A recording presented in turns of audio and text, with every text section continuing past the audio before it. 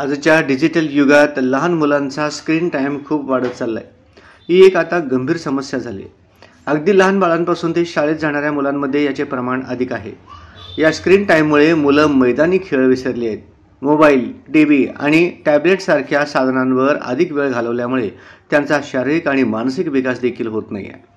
हा पालकांसाठी एक महत्त्वाचा विषय बनला आहे. यामुळे मुलांच्या स्क्रीन टाईमवर नियंत्रण ठेवणे अत्यंत गरजेचे आहे. आज आपण जाणून घेऊयात मुलांचा स्क्रीन टाईम कसा कमी करायचा. मुलांचा स्क्रीन टाईम कमी करण्यासाठी मुलांना नवीन खेळांची ओळख करून द्या.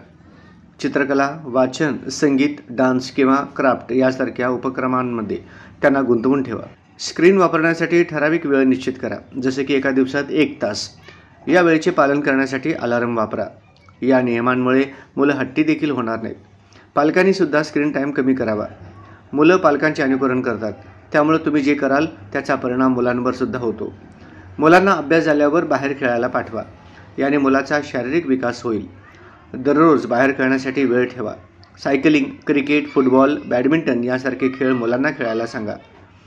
संध्याकाळी किंवा सुट्टीच्या दिवशी मुलांसोबत वेळ घालवा. खेळा, गप्पा मारा, जेवण एकत्र बनवा. त्यांच्या मित्रमंडळींना घरी बोलवा, ज्यामुळे ते सामाजिक कौशल्य शिकतील.